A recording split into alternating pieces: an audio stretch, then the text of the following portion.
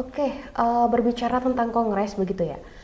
Apakah kemudian kongres kali ini itu eh, akan menyerukan tentang bagaimana mempertahankan tradisi kita tanpa perubahan sama sekali, atau memang kita punya tema khusus begitu di kongres aktivis peneleh kali ini? Ya. Teman-teman, saat ini kita bisa melihat bagaimana budaya lokal Indonesia dihadapkan pada berbagai tantangan global.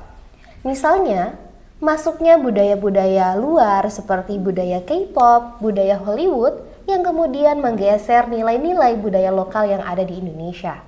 Namun, promosi untuk kebudayaan lokal ini sudah cukup masuk ke berbagai platform media sosial.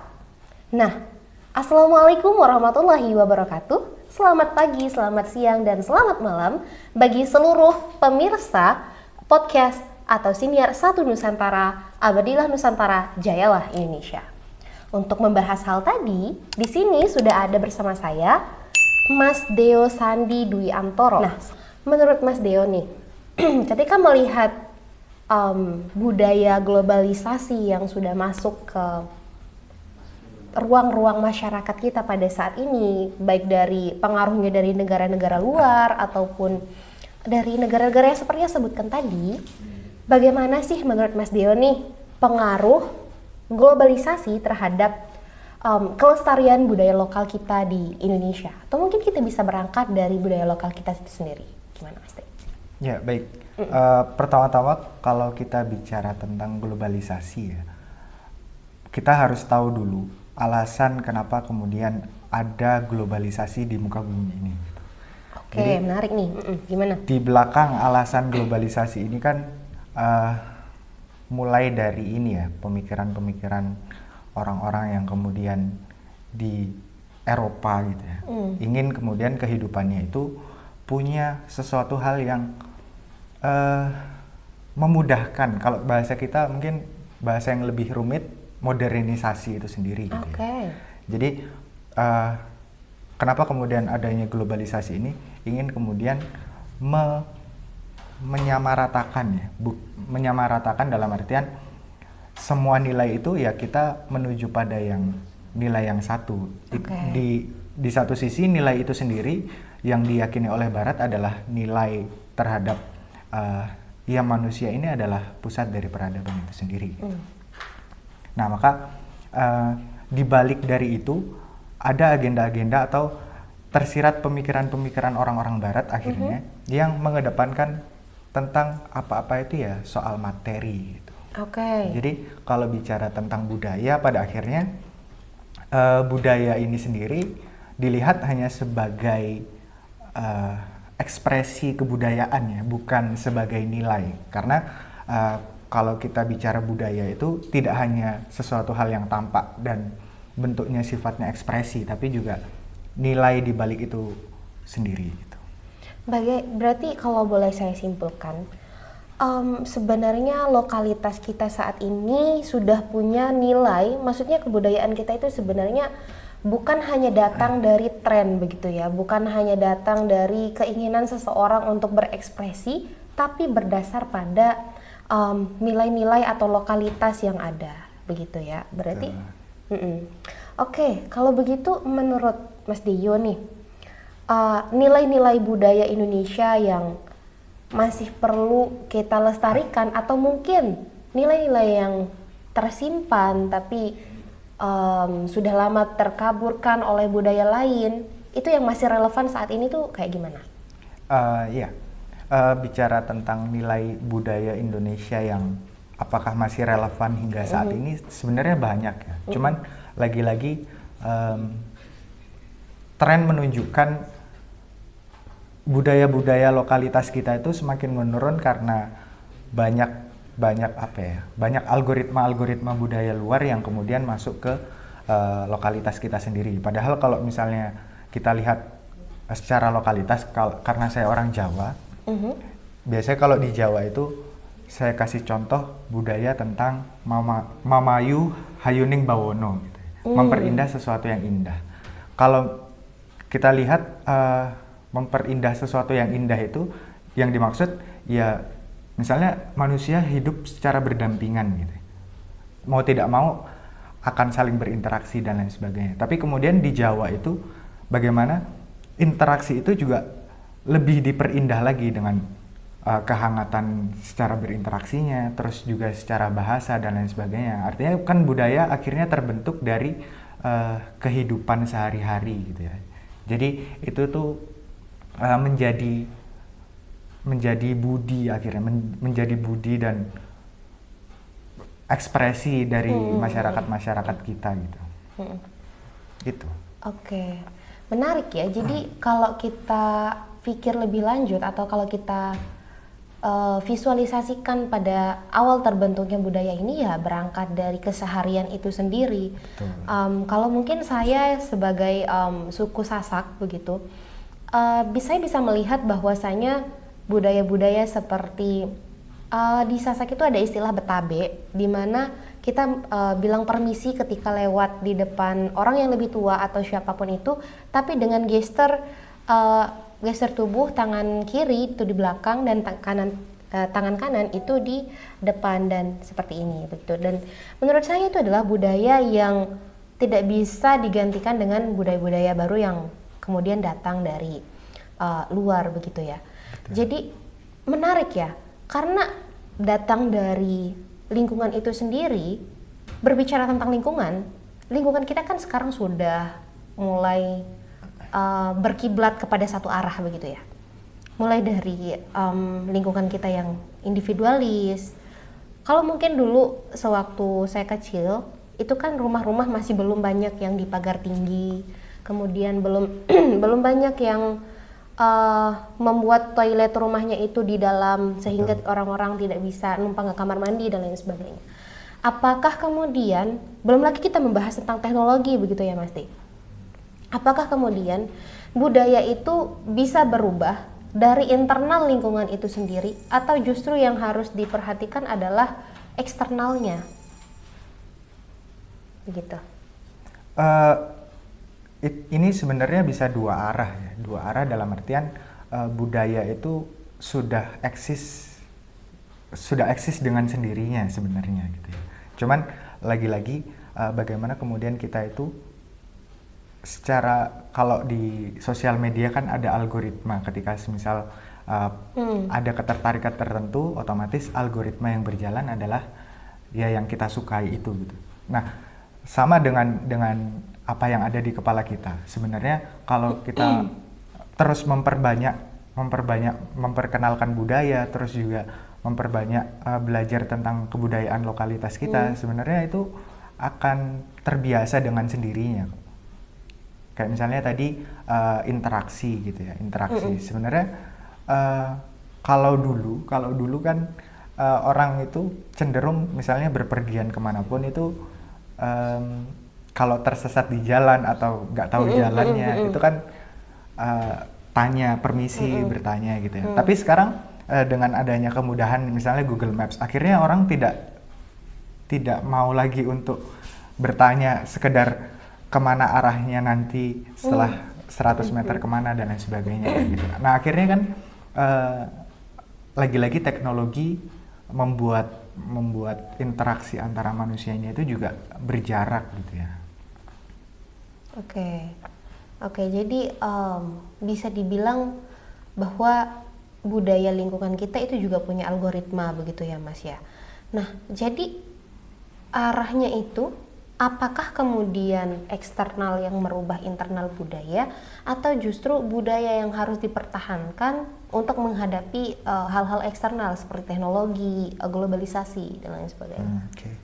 Nah, kalau bicara tentang mana dulu yang bisa dirubah eksternal apakah internal, itu sebenarnya kalau dari kacamata kita mau menyesuaikan lingkungan gitu ya, itu bisa lewat kita melihat eksternal dulu, tantangannya dari luar dulu. Tantangan dari luar seperti yang sudah saya sebutkan tadi soal ternyata interaksi antara masyarakat sekarang sudah mulai berkurang karena adanya teknologi dan lain sebagainya kayak gitu. Pun dalam kasus-kasus yang lain gitu ya. Nah, setelah itu kemudian kita korelasikan, kita melihat budaya lokalitas kita yang ada, itu disesuaikan gitu. Kalaupun memang kalau di Jawa atau di daerah manapun pasti sangat mengedepankan kerukunan, terus juga kehangatan berinteraksi dan lain sebagainya. Itulah yang kemudian butuh disesuaikan dengan teknologi gitu ya. Karena sekarang misalnya Gen Z gitu ya, Gen Z saya melihat bahkan hanya pesan teks atau pesan-pesan yang lain itu banyak yang masih tidak menggunakan salam, terus juga bertanya kabar dan lain sebagainya kayak gitu. Pada akhirnya kan sebenarnya bisa budaya lokalitas yang kita mau mempertajam interaksi, tapi dengan kemudahan teknologi sebenarnya bisa. Cuman lagi-lagi apa karena dalam tanda kutip kita sering dimanja dalam artian kita dicekoki oleh teknologi yang mempermudah akhirnya secara alam bawah sadar kita akan mencari yang mudah terus gitu. Oke, lebih ke bagaimana kemudian teknologi itu mempermudah hidup sampai kemudian mempengaruhi interaksi kita dalam berbudaya dan lain sebagainya. Nah, berbicara tentang hal ini, itu kan tadi merupakan tantangan-tantangan begitu kan ya. Saya boleh tahu nggak sih menurut Mas Deo satu tantangan terbesar untuk melestarikan budaya kita ketika menghadapi era globalitas itu sendiri? Oke. Sebenarnya kalau kita bicara tantangan, kalau kita di aktivis peneleh ya, kalau melihat tantangan selalu diajarkan untuk jangan mencari masalahnya, tapi mencari apa peluang yang bisa dimanfaatkan. Oke. Nah, maka bicara soal yang tadi, sebenarnya media itu punya peluangnya tersendiri untuk misalnya memperkenalkan budaya itu sendiri gitu ya. Dengan propaganda media yang sekarang orang semakin lama dan semakin sering berinteraksi dengan gadget, nah itu bisa jadi peluang untuk kita memperkenalkan budaya. Terus juga jadi salah satu metode kalau misalnya anak-anak muda sekarang suka dengan hal-hal yang berbau artistik dan lain sebagainya itu ya. Nah, sebenarnya kan banyak budaya kita yang artistik gitu ya. Tapi tinggal gimana kita mengemas untuk memperkenalkan, tidak hanya ekspresi kebudayaannya aja, tapi juga secara nilainya itu sendiri gitu. Oke, jadi tantangannya itu adalah bagaimana kemudian kita lebih mengenal bahwa kita berbudaya itu bukan hanya bentuk mengekspresikan ekspresi kebudayaan, tapi juga lebih ke bagaimana mendalami nilai-nilai yang ada dalam kebudayaan kita. Termasuk di dalamnya bagaimana kita berinteraksi, bersosial dan lain sebagainya yang sekarang ini sudah mulai tergerus oleh adanya teknologi dan lain sebagainya. Nah, kemudian ada tips nggak nih dari Mas Deo bagaimana menyeimbangkan atau mempertahankan antara mempertahankan tradisi dan mengikuti tren gitu. Ya iya sih, emang nilai kita itu untuk menghormati satu sama lain, kemudian menjaga keharmonisan berinteraksi, tapi juga tidak termakan oleh tren seperti kenyamanan, kemudahan tadi. Itu kan ya gimana ya, yang namanya kita sebagai Gen Z juga bisa saja tergerus oleh terbawa arus oleh globalitas dan lain sebagainya. Kalau boleh dikatakan, saya juga dalam berinteraksi sehari-hari sudah mulai terbawa arus begitu ya untuk memilih sesuatu yang lebih mudah begitu. Nah, gimana sih cara kita menyeimbangkan? Kita emang harus mempertahankan nilai, tapi juga supaya nggak ketinggalan zaman gitu loh. Ya, sebenarnya kalau kita lagi-lagi melihat teknologi ini ya, akhirnya dunia meta ini kan jadi dunia kedua ya. Dan sebenarnya tidak ada yang bermasalah terhadap itu. Cuman lagi-lagi saya melihat beberapa konten yang semisal konten-konten tentang humanisasi, berbagi dan lain sebagainya itu seolah-olah jadi wah gitu ya. Jadi sesuatu yang jarang untuk ditemui. Kalau misalnya kasus kayak kemarin, kasus es teh dan lain sebagainya, pada akhirnya kan banyak orang yang peduli dan lain sebagainya, dan ada juga yang kontra, ada yang pro, tapi lagi-lagi yang jadi pertanyaan adalah kenapa itu harus asing, padahal itu kan sebenarnya sudah lumrah hal yang berbagi, terus juga menjadi dermawan, itu kan saya kira di semua kebudayaan, baik itu di suku manapun di Indonesia pasti punya sisi-sisi kedermawanan dan punya nilai itu gitu. Nah, untuk menyeimbangkan sebenarnya kita pada akhirnya, kalau saya mikir, kita sekarang ini tidak hanya berperang secara fisik gitu ya, tapi juga berperang secara moral. Di dunia meta pun kita sebenarnya sedang berperang gitu ya. Berperang dalam artian bagaimana kemudian memperbanyak algoritma positif di sosial media gitu. Nah, sebenarnya bukan juga jadi tantangan, bisa jadi peluang sebenarnya memperbanyak algoritma kebaikan yang ada di sosial media. Saya istilahkan mungkin jihad algoritma. Siap. Bagaimana nanti pada akhirnya budaya-budaya kerukunan, budaya-budaya kedermawanan dan lain-lain itu sudah tidak menjadi asing lagi di mata masyarakat. Gitu. Oke, menarik sekali ya, bahwa sebenarnya kita memang perlu menyadari bahwa konten-konten kebaikan dan lain sebagainya, termasuk yang kemarin ada ST dan lain sebagainya, itu istilahnya bare necessities,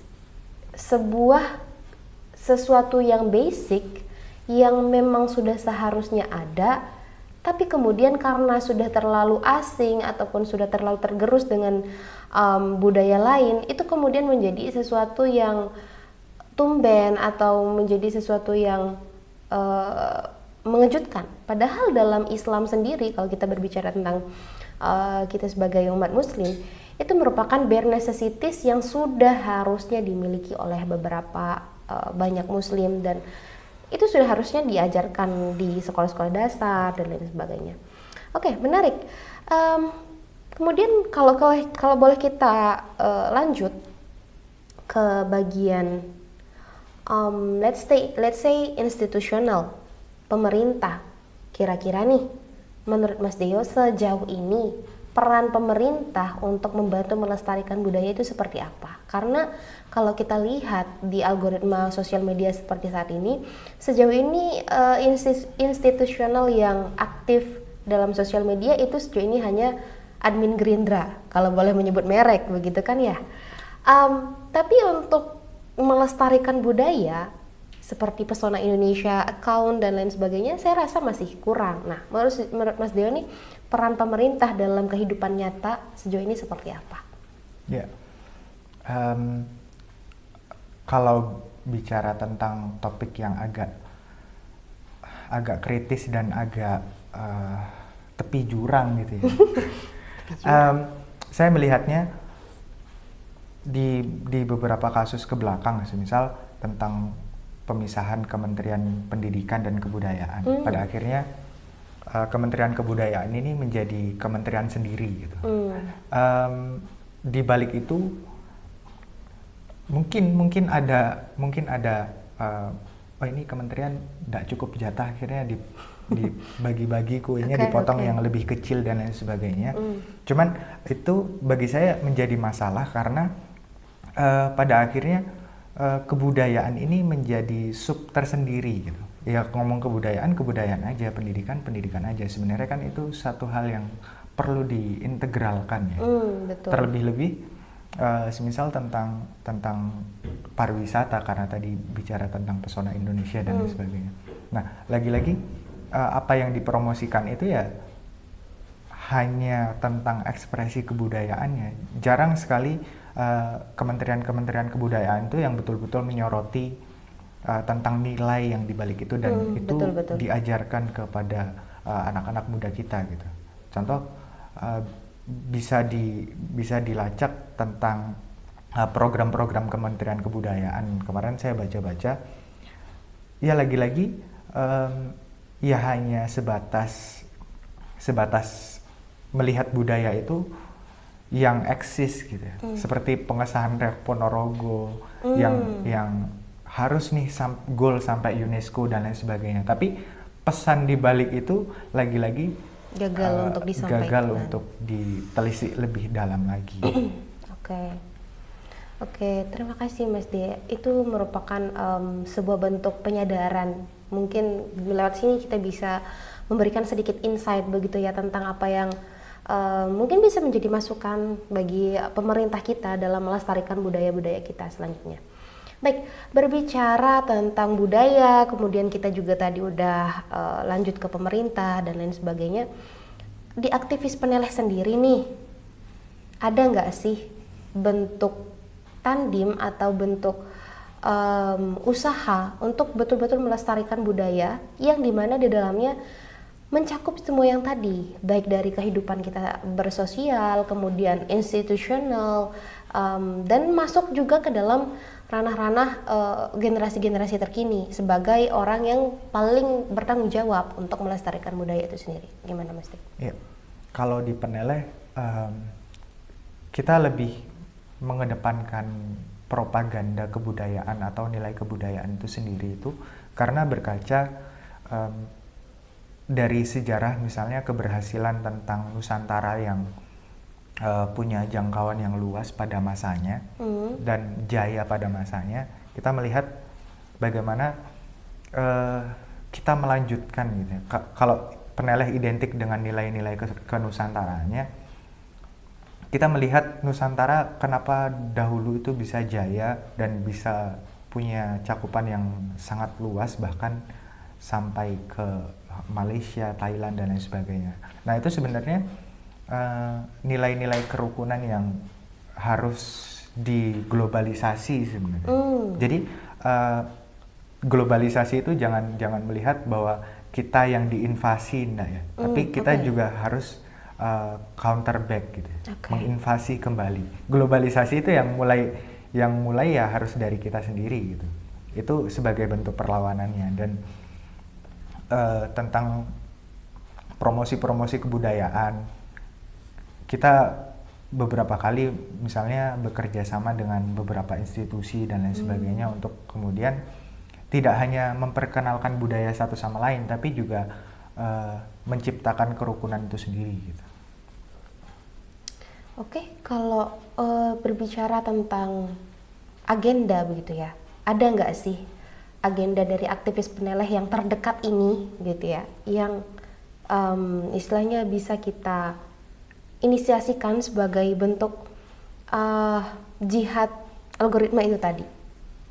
Untuk agenda terdekat mungkin yang bisa kita ajak teman-teman untuk aktivis Peneleh untuk ikut melestarikan budaya kita. Baik, kalau di agenda terdekat aktivis Peneleh yaitu Kongres kedua itu sendiri. Oke, menarik. Gimana? Kongres kedua itu tidak hanya bicara tentang regenerasi dan pergantian kepengurusan, tapi kita kemudian meluruskan kembali rel pergerakan dan ruh pergerakan aktivis Peneleh mulai dari pusat sampai dengan di regional-regional. Artinya itu menyeluruh. Dan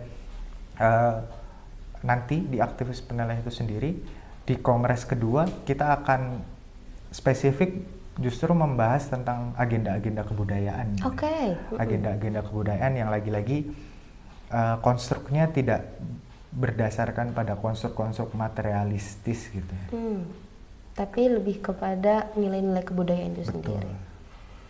Oke, berbicara tentang kongres begitu ya.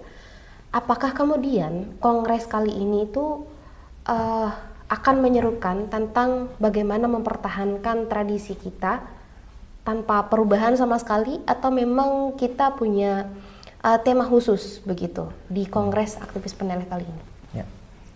Tema khusus Kongres kali ini sebenarnya mengangkat tentang inisiasi Kiri Nusantara.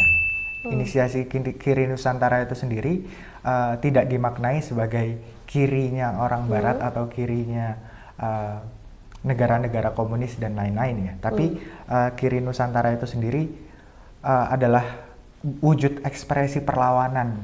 Kalau dulu semisal kita bicara sejarah lagi, Sultan Agung itu kenapa kemudian punya satu ruh perlawanan terhadap penjajahan ketika kemudian dulu Mataram Islam itu diserang gitu ya. Nah, Kiri Nusantara itu sendiri kita inisiasi sama demikian gitu.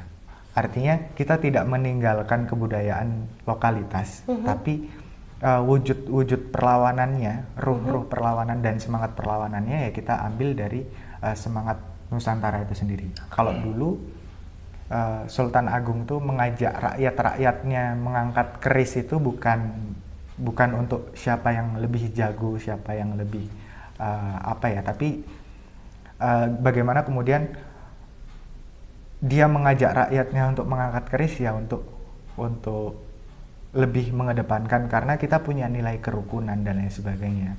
Ini sebagai bentuk perlawanan ya bahasanya. Oke, begitu. Menarik sekali ya Mas Dea.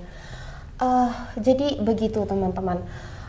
Kongres 2 aktivis Peneleh ini kalau bisa saya simpulkan begitu ya Mas Dea, merupakan bentuk penyatuan kembali antara lingkungan, kemudian juga interaksi nilai-nilai kebudayaan dalam bersosial masyarakat, tapi juga di dalamnya kita mengangkat bagaimana bentuk perjuangan atau perlawanan terhadap nilai-nilai luar yang kemudian akan masuk dan menggantikan nilai-nilai kebudayaan kita di Indonesia. Mungkin kita bisa masuk ke key takeaways yang bisa Mas Dewa sampaikan tentang bagaimana kita di aktivis Peneleh ini kemudian harus membawa diri menuju Kongres 2 untuk menyemarakkan Kongres 2 dan bagaimana kemudian kita sebagai aktivis Peneleh ini bertanggung jawab untuk mensukseskan Kongres 2 itu sendiri. Ya, yang jelas kalau untuk aktivis Peneleh di seluruh Indonesia, kemudian teman-teman harus menyiapkan gagasan terbaiknya ya untuk dibawa ke Kongres 2 karena lagi-lagi saya bicara tentang Kongres 2 ini teman-teman di sana akan menyatukan gagasan karena saya yakin di masing-masing regional, di masing-masing daerah itu punya keresahan tersendiri dan punya sesuatu yang dirubah sendiri gitu ya. Nah, maka semangat-semangat untuk melakukan perubahan itu terus digalakkan dan tidak berhenti di situ. Gagasan-gagasan yang coba untuk teman-teman sudah pikirkan itu juga ditumpah ruahkan kalau bisa di Kongres kedua karena itu betul-betul kongres yang kita mendiskusikan bagaimana tidak hanya bagaimana negara ini ke depan tapi juga bagaimana dunia bahkan bumi ini ke depan gitu. Oke, begitu ya teman-teman. Jadi untuk teman-teman aktivis Peneleh, silahkan untuk teman-teman menyiapkan gagasan dan semua inisiasi kebudayaan yang ada di regional teman-teman, ada di tempat teman-teman untuk kemudian teman-teman bawa kepada Kongres 2 aktivis Peneleh yang akan dilangsungkan pada Februari 2025. Jadi stay tune bagi teman-teman aktivis Peneleh untuk bertanggung jawab melestarikan budaya pada regional teman-teman sendiri. Baik, terima kasih untuk semua pemirsa yang sudah setia di podcast atau Siniar Satu Nusantara ini. Kami kemudian sedikit menyimpulkan bahwa globalisasi kemudian tidak hanya menjadi tantangan atau tidak hanya menjadi sesuatu yang kita anggap buruk, melainkan bisa kita gunakan sebagai bentuk perjuangan untuk kembali mensiarkan atau mensosialisasikan bahwa Indonesia punya nilai-nilai lokal kebudayaan yang tidak kalah jauh hebat dari budaya-budaya luar atau bahkan budaya-budaya barat, begitu teman-teman. Sekian dari saya, Maula Hidayatul Atqiya sebagai host pada podcast malam ini dan kemudian narasumber saya. Terima kasih kepada Mas Deo Sandi Dwi Antoro, kami dari Satu Nusantara. Jayalah Indonesia. Assalamualaikum warahmatullahi wabarakatuh.